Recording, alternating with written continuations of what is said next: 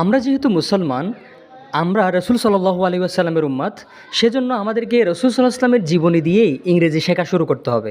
আমরা রসুলের জীবনীও জানলাম, পাশাপাশি ইংরেজিও শিখতে পারলাম। তো আমরা 4টা সেন্টেন্স লিখেছি রসুল ইসলামের জীবনী থেকে, যে he preached Islam among the world people. তিনি, হি মানে তিনি, তিনি কে? মুহাম্মদ সাল্লাল্লাহু আলাইহি ওয়াসাল্লাম। প্রিস্ট মানে প্রচার করেছেন, এমনি প্রিচ, PRECH, প্রিচ মানে প্রচার করা, এডি যোগ হয়েছে পাস্ট টেন্স।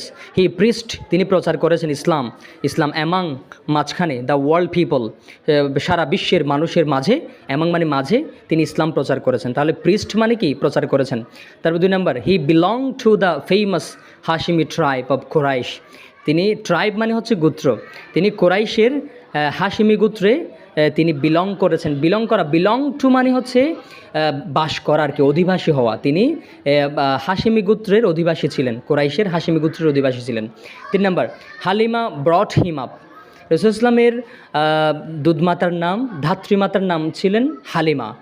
ব্রট আপ মানে হচ্ছে লালন পালন করে গড়ে তোলা, লালন পালন করা। তাহলে Halima brought him up, Halima তাকে লালন পালন করেছেন। 4 নম্বর, Halima was his foster mother. Halima was ছিলেন, হিজ তার, ফাস্টার FOSTER, ফাস্টার মাদার মানে হচ্ছে ধাত্রীমাতা। কি মাতা? ধাত্রীমাতা, ফাস্টার মাদার। তাহলে Halima was his foster mother, Halima ছিলেন তার ধাত্রীমাতা।